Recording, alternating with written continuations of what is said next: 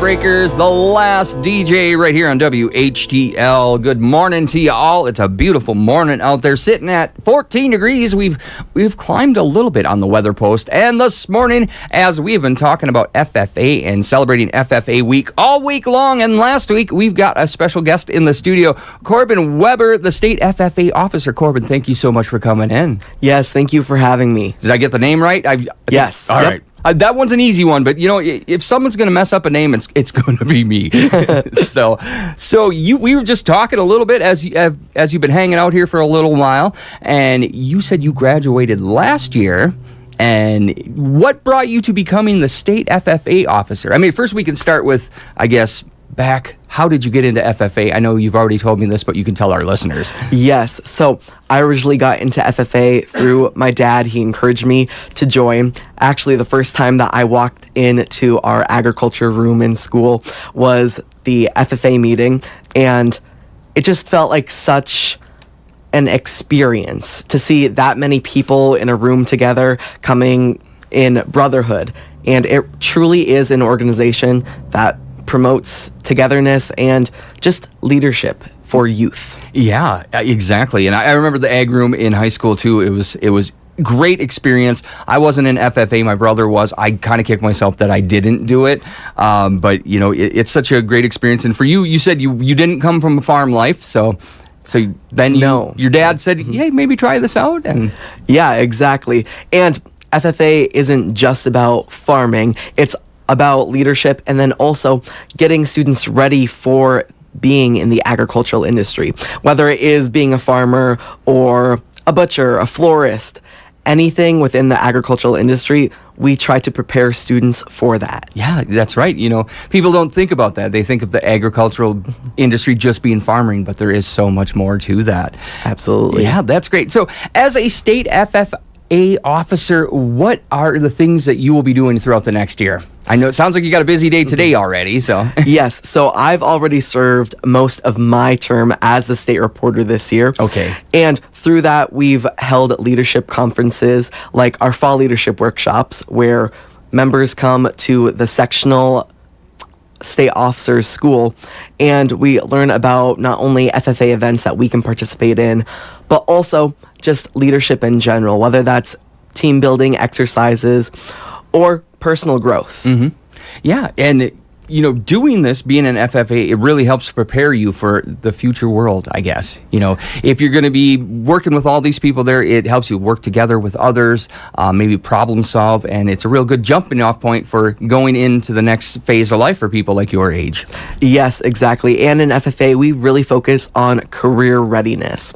And through that, we have multiple opportunities, including our career development events, which allow students to explore a different part of agriculture, whether it's floriculture like me, or maybe meat evaluation, dairy evaluation, or forestry. Mm-hmm. Whatever it is, students have the opportunity to gain knowledge about that through those career development events. But also, another really interesting thing that we get to do through agricultural education is supervise agricultural experiences.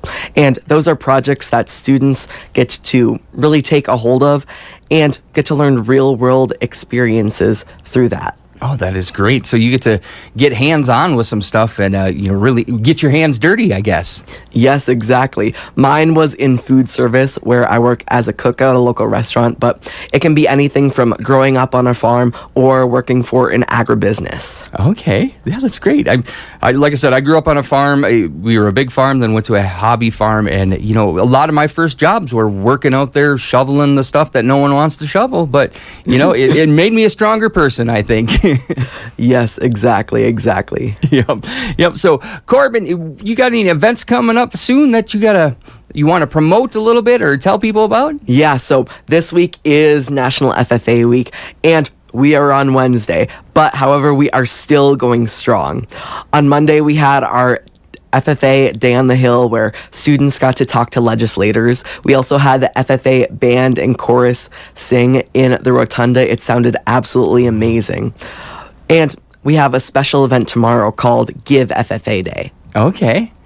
And that is truly to support members across Wisconsin. We really encourage anyone who wants to support the future of agriculture to go to the wisconsinaged.org website to learn more about how they can give and support agriculture across Wisconsin. Yeah, that's great because all these things need a little extra help sometimes, and it's a great. The FFA has been such a great organization throughout the years, and anything people can do to help or get involved is an awesome idea. Yes, and we truly appreciate the support because we really aim to develop youth. Yeah. So, do you want to tell the people a little bit about yourself too? I know you are in.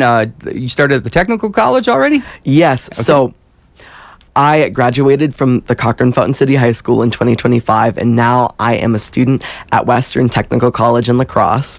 There, I am studying my general education, but I plan on transferring to UW La Crosse for psychology. And then something that I discovered through being a state officer with touring different agricultural businesses is also I'm interested in the side of marketing and how that can work into not only psychology, but also agri-marketing. Oh, yeah, that's great.